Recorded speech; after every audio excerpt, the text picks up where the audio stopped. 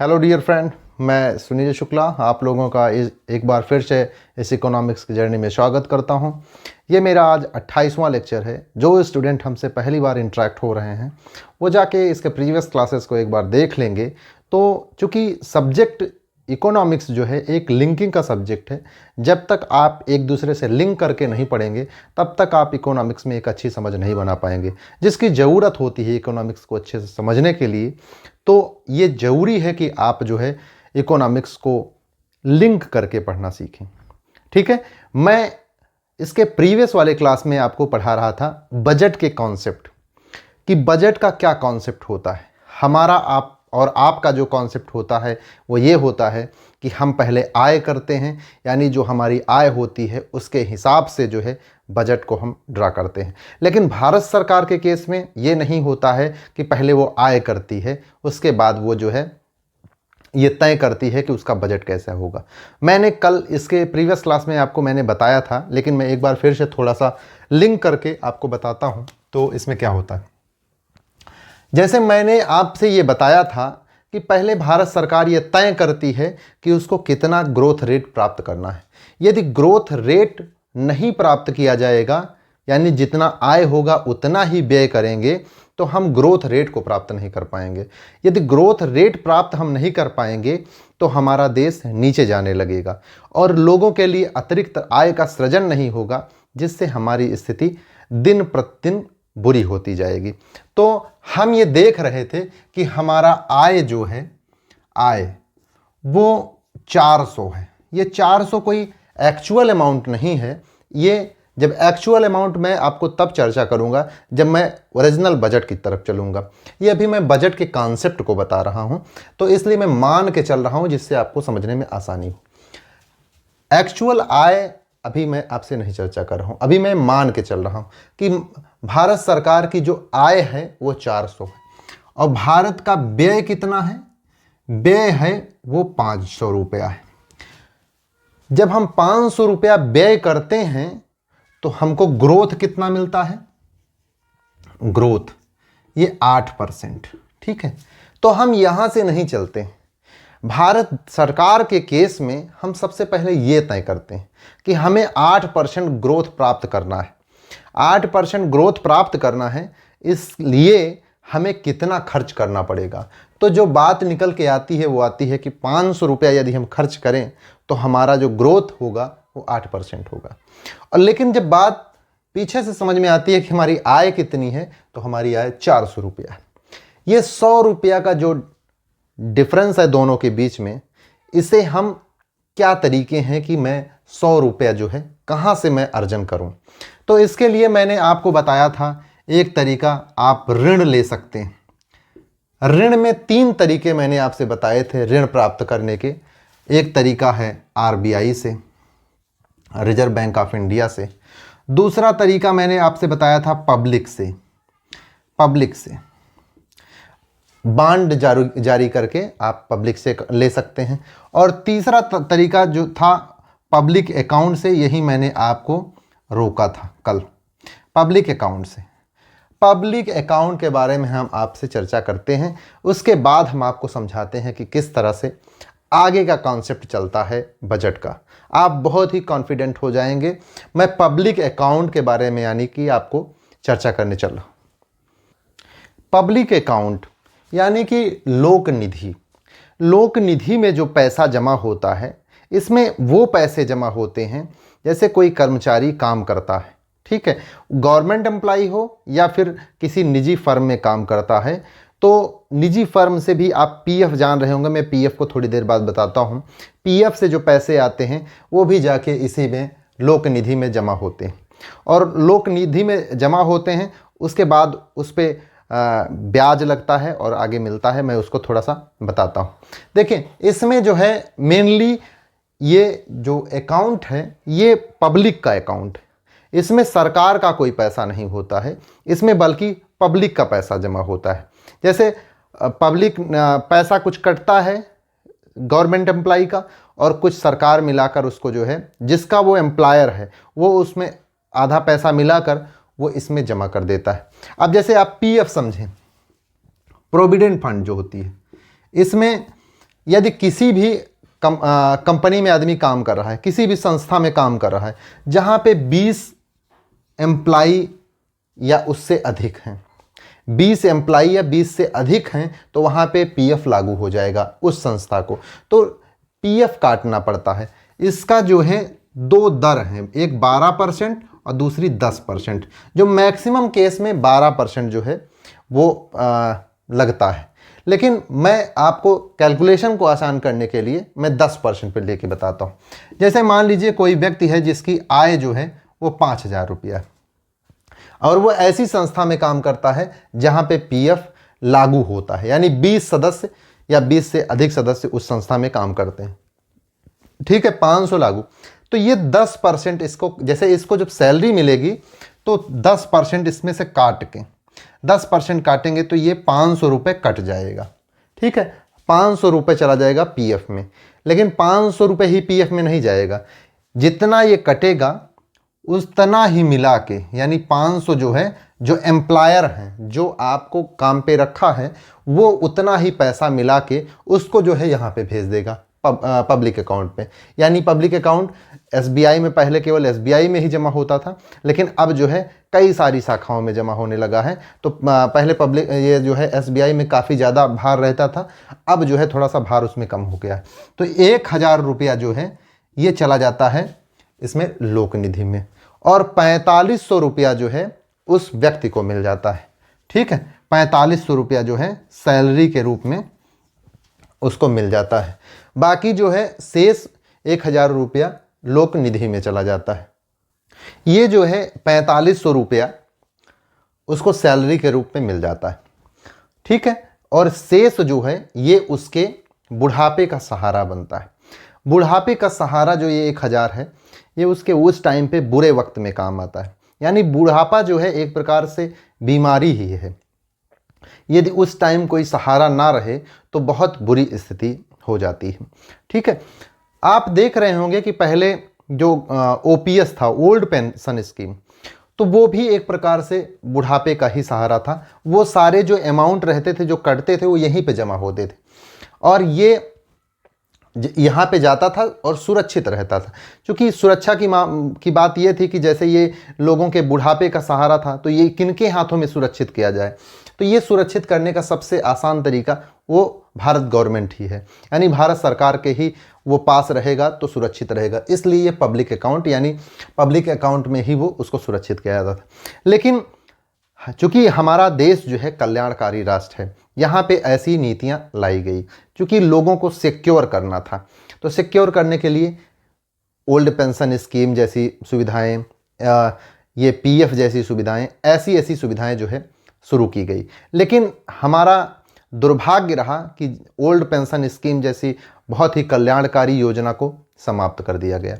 ये, लेकिन आप देखते होंगे कि जो नेतागण हैं वो अपने ऊपर कंप्रोमाइज़ नहीं करते। क्या आपको लगता है कि उनके अंदर देश हित की भावना है? देश हित की भावना होती, यदि ओल्ड पेंशन स्कीम अच्छी योजना है तो फिर ओल्ड पेंशन स्कीम उनको भी लेना चाहिए, लेकिन वो नहीं लेंगे क्योंकि उनको ये पता है कि इसमें कितना ये बुजुर्ग का जो सहारा होता है पेंशन, वो कितना सहारा उसके लिए था। लेकिन आम आदमी से किसी का लेना देना नहीं है। और आप देखते होंगे कि जैसे कोई एक एमएलए है, एक बार वो एक दिन के लिए एमएलए हो जाए तो एक पेंशन उसकी फिक्स, एक दिन के लिए एमपी हो जाए तो एक पेंशन और फिक्स हो गई, 2 पेंशन हो गई, एमएलसी हो जाए तो एक पेंशन और फिक्स हो गई, तो यानी उसको 3 पेंशन मिल सकती है। लेकिन इनको 60 साल नौकरी करने के बाद भी पेंशन देने में दिक्कत है, क्योंकि इसकी जड़ें जो है ना वो यही नहीं ख़त्म होती, इसकी जड़ें बहुत गहरी हैं। वो आपको तभी समझ में आएगा कि क्यों ख़त्म किया गया, उसको समझने के लिए आपको बहुत डीप जाना पड़ेगा। भारत की स्थिति आप समझो क्या है, ये अपना तो व्यवस्था नहीं ख़त्म कर सकते, क्योंकि आपको क्या लगता है कि जितने नेता वर्ग के लोग हैं ये क्या हैं? आप इनके बारे में जब बहुत बारीकी में देखेंगे तो क्या हैं? या तो वे बिजनेसमैन हैं, क्या आपको लगता है कि इनके अंदर आप महात्मा गांधी जैसी छवि देखते हैं क्या? आप सुभाष चंद्र बोस जैसी छवि देखते हैं क्या? ये अपने फायदे के लिए कितने भी नीचे तक जा सकते हैं, और ये तो इनके डायरेक्ट फायदे का ही संबंध है, और इसको ये छोड़ सकते हैं? इसको कभी नहीं छोड़ सकते। अगर ये छोड़ भी दें तो भी इनको कोई दिक्कत नहीं है, लेकिन सोचो कि तब भी ये नहीं छोड़ रहे हैं। आपको क्या लगता है कि आज का दौर जो है, कौन सा अधिकारी ऐसा है, कौन सा अधिकारी भी ले लो, कौन सा नेता ऐसा है कि जो व्यापारी ना हो? व्यापारी कौन है, नेता कौन है, ये कहना बड़ा मुश्किल है कि वही नेता है और वही व्यापारी है। और नेता इसलिए बनते हैं कि वो जो है, जो करना चाहते हैं सही गलत, उसके आड़े कोई ना आए। यानी जैसे मान लीजिए कोई विधायक हो गया, तो विधायक क्यों बनना चाहता है? उसको ये पेंशन से बहुत ज़्यादा मतलब नहीं है। पेंशन तो है, इसको भी नहीं छोड़ेगा, वो फायदे का एक पैसा नहीं छोड़ेगा, लेकिन यहाँ से वो संतुष्ट नहीं होता है। संतुष्टि उसकी जो है वो यहाँ से नहीं है कि वो डीएम को कॉल करेगा, डीएम साहब को कॉल करे, कप्तान को कॉल करे, या जिसको कॉल करे तो लोग उसको सही से रिस्पॉन्ड करें, इसलिए वो विधायक बनता है। यानी कि जो व्यापार कर रहा है वो गलत सही का, उसके व्यापार में दिक्कत ना आए, वो इसलिए जाके राजनीति में बैठ रहा है। उसका उद्देश्य आपको सेटिस्फाई करना थोड़े है, कि उसको तो ये भी नहीं पता है कि सेटिस्फाई आप कैसे होंगे।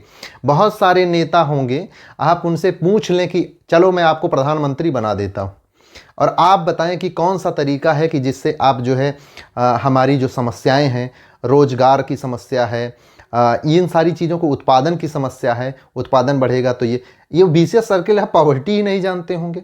जब नहीं, उनको समस्या ही नहीं पता है तो आपके निदान के बारे में क्या सोच सकते हैं? तो आप बहुत ज़्यादा इन लोगों से इच्छा में ना रहें। आप अपने विवेक को जब तक यूज नहीं करेंगे तब तक आप अपने आप को भी सेटिस्फाई नहीं कर रहे हैं। तो आप झंडा लेके पीछे चलने से बेहतर है कि आपका जो सर है, इससे बड़ा झंडा कोई नहीं है, इसको आप खोल के इसको फहरा देंगे जिस दिन, उस दिन सारी समस्याओं का समाधान हो जाएगा। ठीक है, तो मैं ये पॉइंट पे आता हूँ।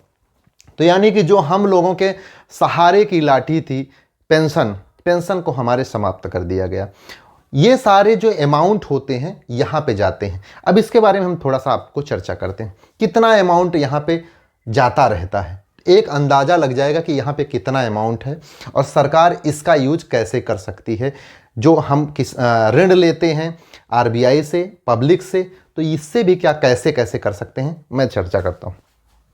देखें, तकरीबन 7 से 8 करोड़ लोग का पीएफ कटता है, लगभग है ये 7 से 8 करोड़ लोगों का। ठीक है, हम लेके चलते हैं 7 करोड़, ठीक है, और हम एक आदमी का मान के चलें कि सिर्फ 1000 कट रहा है, एक एग्जाम्पल के रूप में। यदि मान लीजिए 1000 रुपये ही एक व्यक्ति का पीएफ जो है जाके यहाँ पे जमा हो रहा है, तो तब भी कितना हो गया, 7000 करोड़ रुपया एनुअल। ठीक है, और जबकि इससे ज़्यादा ही है, 7000 करोड़ रुपया एनुअल जमा हो गया, तो ये लगातार 7000 करोड़ रुपए जमा हो रहा है। तो ये बहुत महत्वपूर्ण है भारत सरकार के लिए। भारत सरकार को ये दिखता रहता है कि ये हम, इसके ऊपर नज़र रहती है कि ये तो बहुत बड़ी अमाउंट है जिसका यूज करके हम ग्रोथ की तरफ जा सकते हैं। ग्रोथ की तरफ जाने के लिए एक बार मैं इसको साफ कर देता हूँ। अब इसमें जो है तकरीबन मैंने जो आपको बताया कि 7000 करोड़ रुपए जमा हो रहा है, लेकिन यदि सरकार चाहे कि मैं 7000 करोड़ रुपए जो जमा हो रहा है इसका यूज जो है, जो हमारा घाटा है उसको मैनेज करने में कर लें, यानी जो 100 रुपये का घाटा दिखा रहे थे अभी आपको, वो 100 रुपया मैनेज करने में इसका उपयोग कर सकते हैं कि नहीं कर सकते। तो इसका उपयोग जब हम पब्लिक से पूछेंगे, मान लीजिए हम गवर्नमेंट हैं, हम पूछें कि आप हमको जो है ये इसका पैसा यूज करने के लिए देंगे, तो वो कभी नहीं तैयार होंगे। वो तैयार किस शर्त पे होंगे, जब उनको कोई प्रॉफिट हो।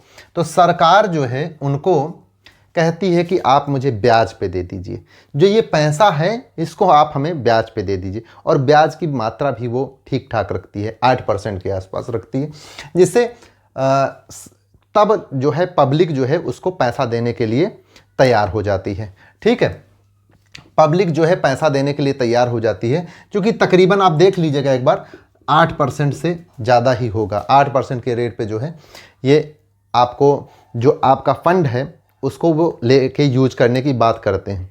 और मज़े की बात ये है कि ये पब्लिक अकाउंट के जो मनी है इसको यूज करने के लिए ये लोकसभा से पूछने की भी इनको ज़रूरत नहीं है। ये केवल लेते हैं, यूज करते हैं और उसके एवरेज में ये आपको इंटरेस्ट देते हैं। ठीक है, तो ये इस तरह से इसका यूज कर सकते हैं। यूज करके अपने वित्त का प्रबंधन कर लेते हैं और ये आपको भी एक अच्छा खासा अमाउंट मिलता रहता है, आपको भी कोई दिक्कत नहीं होती है और सरकार भी अपने वित्त का प्रबंधन कर लेती है। मुझे लगता है कि आप पब्लिक अकाउंट को समझ गए होंगे। ये जनता का अकाउंट है, जनता का यहाँ पे पैसा जमा होता है। जनता के पैसे को लेने के लिए भारत सरकार उनको इंटरेस्ट पे करती है एक ठीक ठाक अमाउंट पे, तो जनता इनको यूज करने की परमिशन दे देती है। जनता जब इनको यूज करने की परमिशन देती है तो ये चाहे थोड़ा यूज करें चाहे पूरा यूज करें, लेकिन ये सब पे ब्याज देते हैं। इनकी एक अच्छी खासियत यही है कि ये इसका फिर यूज कर लेते हैं अपने वित्तीय प्रबंधन के लिए, जो इनका घाटा है उसको मैनेज करने के लिए, और इस तरह से भारत को पैसा मिल जाता है और इनको इंटरेस्ट मिल जाता है। तो इस तरह से जो है सारी चीज़ें मैनेज हो जाती हैं। अब इसके आगे हम जो है आपको दूसरी चीज़ चर्चा करते हैं, इन्फ्लेशन चर्चा करते हैं। इन्फ्लेशन क्या होता है? जब आप समझें कि पहली स्थिति जब थी आरबीआई से हम पैसा लेते थे तब बहुत ज़्यादा वो हो जाता था कि हम मार्केट में पैसा आ जाता था, तो जिससे इन्फ्लेशन होता था। तो क्या जब हम पब्लिक से पैसा ले रहे हैं तब इससे इन्फ्लेशन या ऐसी सारी दिक्कतें नहीं होंगी? इसके जो निगेटिव पहलू हैं मैं उन पे भी चर्चा करता हूँ। ठीक है, मैं सारी चीज़ें चर्चा करता हूँ, आगे आपको धीरे धीरे समझ में आने लगेगा। हम आपको इन्फ्लेशन के बारे में बताते हैं। मुद्रास्फीति ये दो प्रकार से होती है। ठीक है, एक पहला जो है demand pull inflation, demand pull inflation. Demand pull inflation यानी कि जब डिमांड बढ़ जाएगी, जैसे इसमें मुख्यतः क्या होता है कि इसमें वह डिमांड बढ़ जाती है।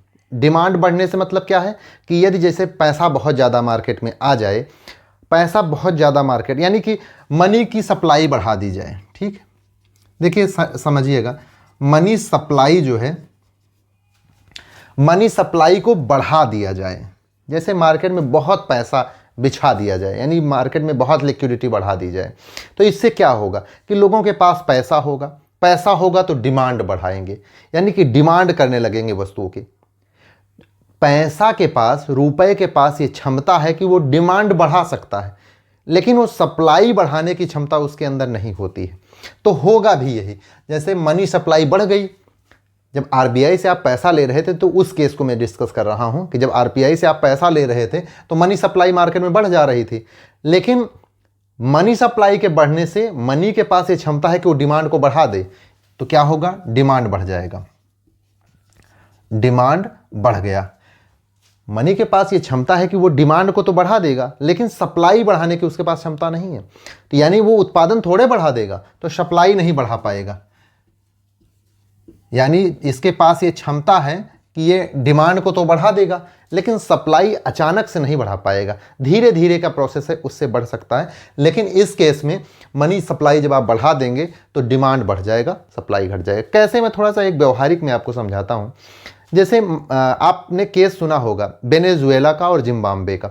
जिम्बाब्वे में क्या किया गया कि लोगों के पास ऐसे पैसा, अनायास का मनी सप्लाई बढ़ाया गया। मनी सप्लाई बढ़ाया गया, आप यूट्यूब पे जाके वीडियोस देख लीजिएगा कि वहाँ पे किनारे किनारे जो फुटपाथ होते हैं वहाँ पे पैसा लेके बैठे रहेंगे और आपको $7 $8 देने पे वो बहुत सारी नोटें, इतनी नोटें दे देंगे। मतलब फुटपाथ पे नोट लेके वो पीछे बैठे रहते हैं और उसमें कोई सिक्योरिटी की बात नहीं है। आप सिक्योरिटी कितना लेके भागेंगे ही, आप भाग ही नहीं पाएंगे, इतना ज़्यादा आपको पैसा थोड़ा, मतलब उसकी वैल्यू बहुत घट गई। वैल्यू घटने से मतलब क्या है? यही मनी सप्लाई आपका बढ़ा, डिमांड बहुत ज़्यादा हो गई। जैसे सबके पास, अभी मान लीजिए मैं सबको 1-1 करोड़ रुपए दे दूं, पूरे भारत में सबके पास 1-1 करोड़ रुपए आ जाए, तो आप करेंगे क्या? आप करेंगे ये कि आप सोचेंगे चलो फार्चूनर सभी लोग खरीदने पहुंच जाते हैं। जब आप फार्चूनर खरीदने के लिए जाएंगे तो सबके पास जो है 1-1 करोड़ रुपया रहेगा और फार्चूनर रहेगी 10। तो चूंकि सबको चाहिए तो वो फिर 35-40 लाख उसकी कीमत नहीं रह जाएगी, तो वो कंपनी का ऑनर कहेगा इसको बढ़ाओ, चूंकि सबके पास पैसा है तो फिर वो उसकी कीमत हो जाएगी 1 करोड़ रुपए कहो कर दे, और कर दे 5 करोड़ रुपए कर दे। तो यानी कि वो जो सप्लाई कम है, इस कारण ये मुद्रास्फीति की स्थिति बनेगी, यानी महंगाई बहुत ज़्यादा आ जाएगी। ठीक है, तो इसमें जो है ना, पहला केस यही है कि मनी सप्लाई बढ़ाने से, यानी कि मनी की सप्लाई बढ़ाएंगे तो डिमांड बढ़ जाएगी, और सप्लाई कम होने से ये पहला केस जो है मुद्रास्फीति का बनेगा, यानी कि डिमांड ज़्यादा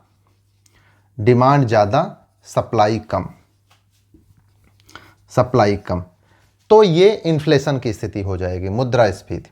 ठीक है, क्योंकि इसमें वस्तुएं सब महंगी हो जाएंगी। एक केस समझ में आ गया। दूसरा ये जनसंख्या, दूसरा एक कारण जनसंख्या भी है। देखिए, जितनी ज़्यादा जनसंख्या आपकी बढ़ती जाएगी तो उसमें होगा ये कि आप मान लीजिए सप्लाई आपका हो भी रहा है, तो सप्लाई की एक लिमिट है, उस दर पे आप सप्लाई नहीं कर पाएंगे जिस दर पे जनसंख्या बढ़ रही है। यानी जनसंख्या जब ज़्यादा बढ़ रही होती है तो ये ज़्यादा मांग करेंगे और सप्लाई कम है, तो फिर मुद्रास्फीति की स्थिति हो जाएगी। यानी ज़्यादा जनसंख्या, देखिए जनसंख्या क्या है, ज़्यादा, तो ये क्या करेगी, अब ये ज़्यादा मांग करेगी, तो यानी डिमांड ज़्यादा करेगी, लेकिन सप्लाई है कम, तो सप्लाई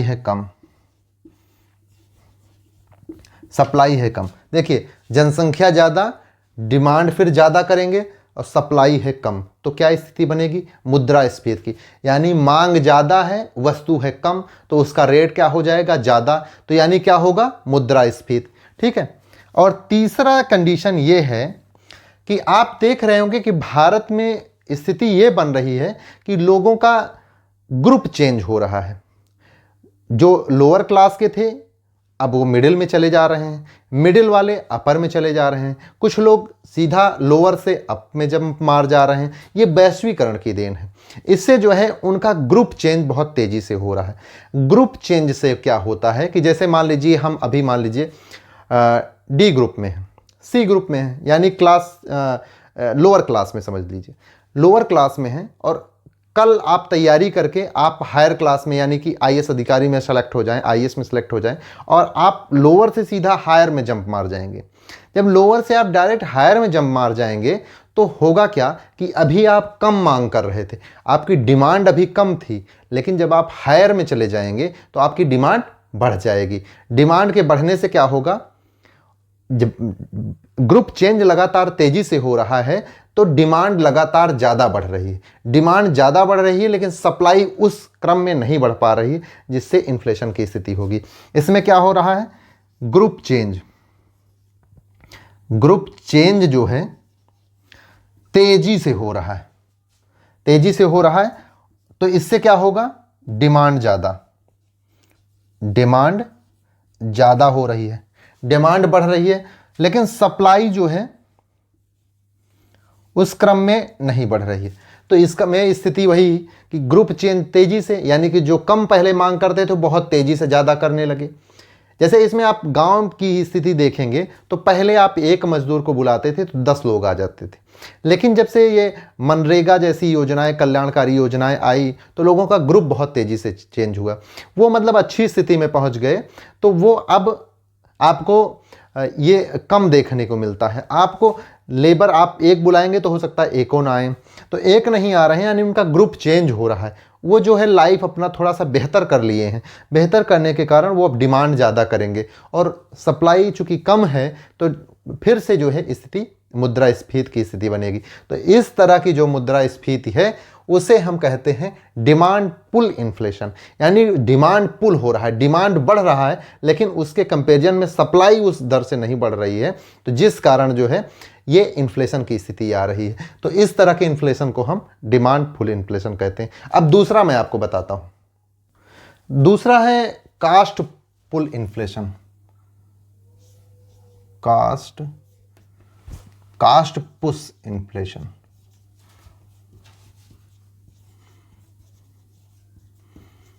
कास्ट पुश इन्फ्लेशन। इसमें क्या होता है, कास्ट पुश इन्फ्लेशन में क्या होता है कि वस्तुओं की कीमत बढ़ जाती है।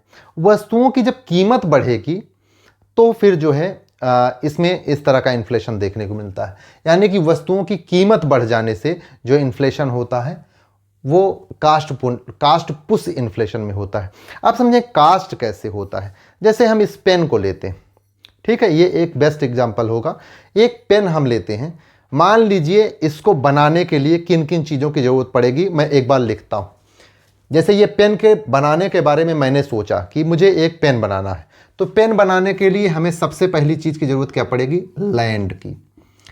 कोई तो स्थान होगा जहाँ हम इसको बनाएंगे, और जो स्थान होगा जहाँ पे हम बनाएंगे, मान लीजिए मैंने किराए पे कोई मकान लिया, कोई हॉल लिया, वहाँ पे बनाने के लिए मैंने सोचा इसको, तो ये लैंड मैंने लिया, तो लैंड के लिए हमें क्या जाएगा, किराया हम देंगे। ठीक, बढ़िया से समझिएगा, ठीक है, किराया देंगे।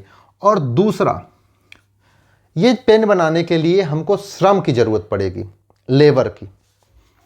ठीक, लेबर की जरूरत पड़ेगी, तो लेबर को हम क्या देंगे, बेजेस देंगे, यानी मजदूरी देंगे। और तीसरा हमें क्या जरूरत पड़ेगी, इस पेन को बनाने के लिए लैंड हो गया, लेबर हो गया, अब पूंजी की जरूरत है, यानी कैपिटल की जरूरत होगी। और कैपिटल, जैसे मान लीजिए मैंने बैंक से लोन लिया, बैंक से लोन लूंगा, कैपिटल यानी लिया, तो उसके लिए मुझे क्या करना पड़ेगा, ब्याज देना पड़ेगा। ठीक है, ये मैं ब्याज ले लेता हूं। और चौथा है मैंने इसका उत्पादन करने के बारे में सोचा, तो मैं स्वयं यानी मैं उद्यमी। ठीक, उद्यमी को क्या मिलेगा, एक डिविडेंड यानी लाभांश।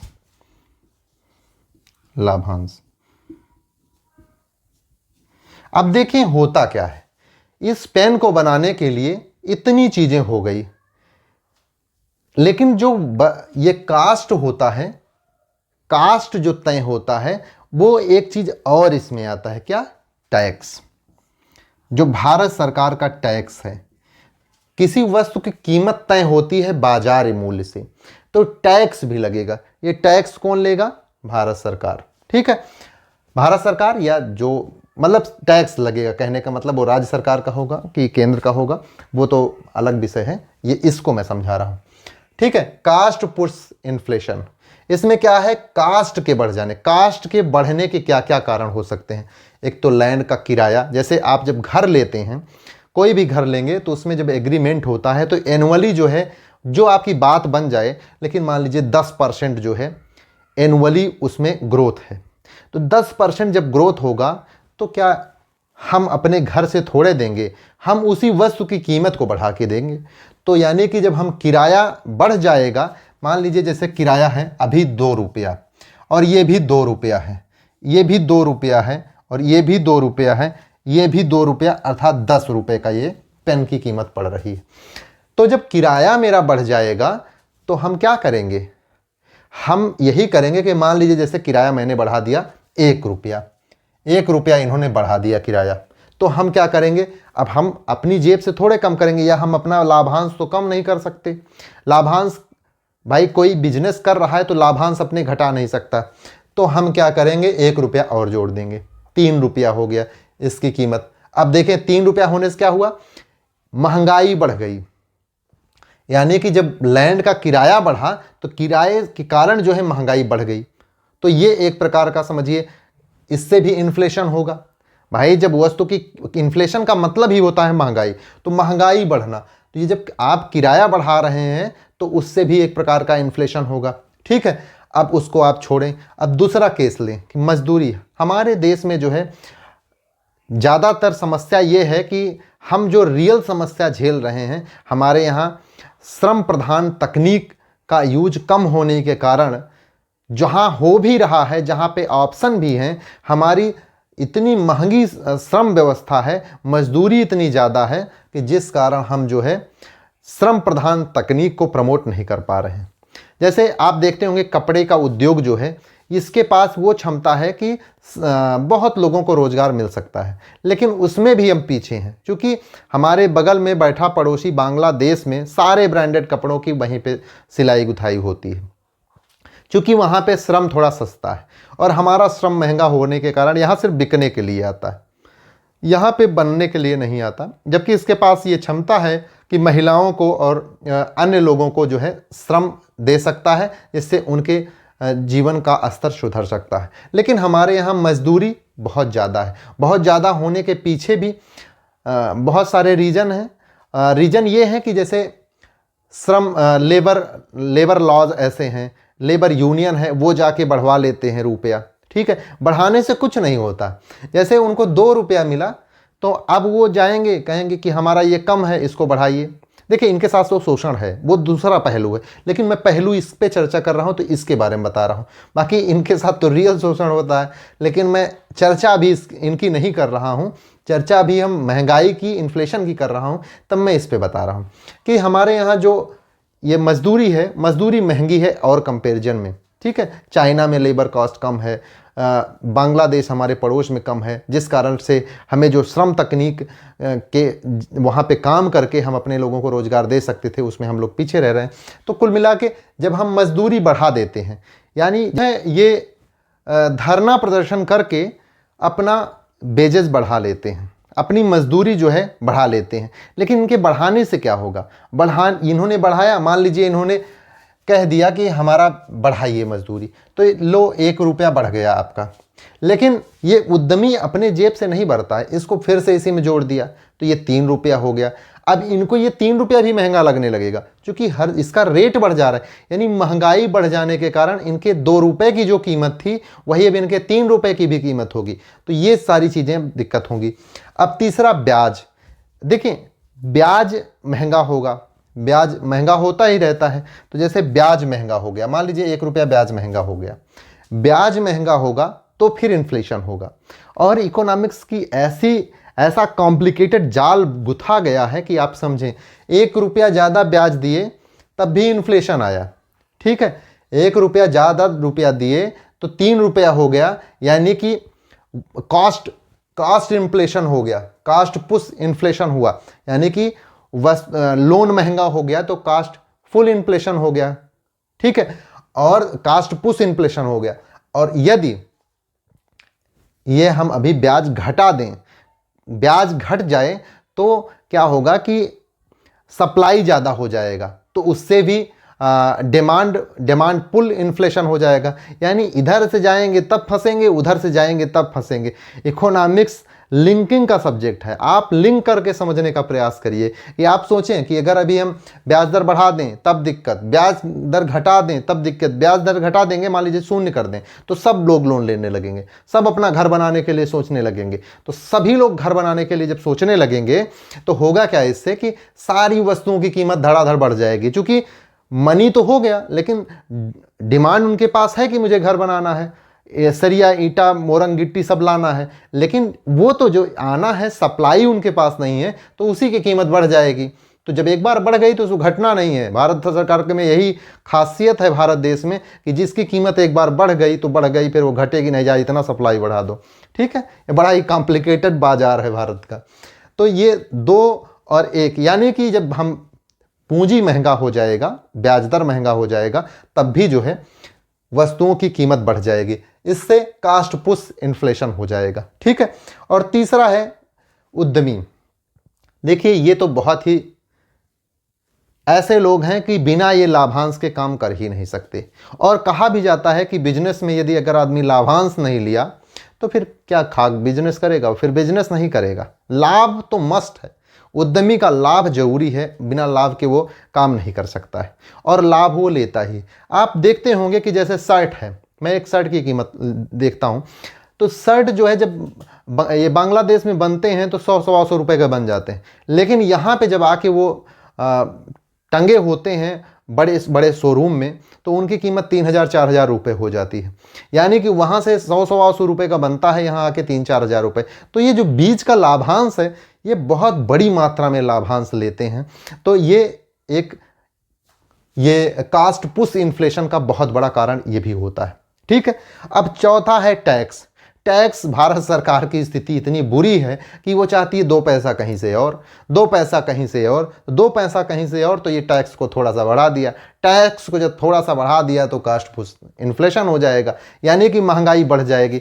यानी कि ये बहुत सारे तरीके हैं जिनसे सब महंगाई बढ़ती है। तो आप इकोनॉमिक्स बहुत ही लिंकिंग का सब्जेक्ट है। मुझे लग रहा है कि आपको अच्छे से समझ में आ रहा होगा इकोनॉमिक्स।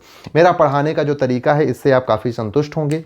यदि आप संतुष्ट हैं, यदि आपको कोई क्वेश्चन से परेशानी हो रही है तो आप मुझे कमेंट बॉक्स में पूछ सकते हैं कोई क्वेश्चन, मैं उसका जवाब प्रयास करूंगा देने का। और यदि आपको मेरा पढ़ाने का तरीका समझ में आ रहा है तो आप अपने दोस्तों में शेयर करें। शेयर करेंगे तो लोगों के पास पहुंचेगा। और आप जो है सब्सक्राइब कर लें मेरे चैनल को। सब्सक्राइब करने से क्या होगा कि आप जब हम कोई भी वीडियोज़ यहाँ से डालेंगे तो आप जो है इसको देख पाएंगे। और आपसे एक रिक्वेस्ट और है कि चूंकि हमारे सब्सक्राइबर अभी उतने नहीं है कि मैं लाइव क्लासेस ले सकूं, यदि आप चाहते हैं कि मैं लाइव क्लासेस करूं और मैं आपको लाइवली आपसे जो है जुड़ूं, तो लाइव क्लासेस के लिए आप मेरे सब्सक्राइबर को लोगों से बढ़ाएंगे, तो जिससे हमारे पास ये ओपन हो जाएगा कि मैं आपके लिए लाइव क्लासेस रख सकूं। तो आप लाइव क्लासेस के लिए आप मुझे सब्सक्राइब भी कर सकते हैं। Thank you very much.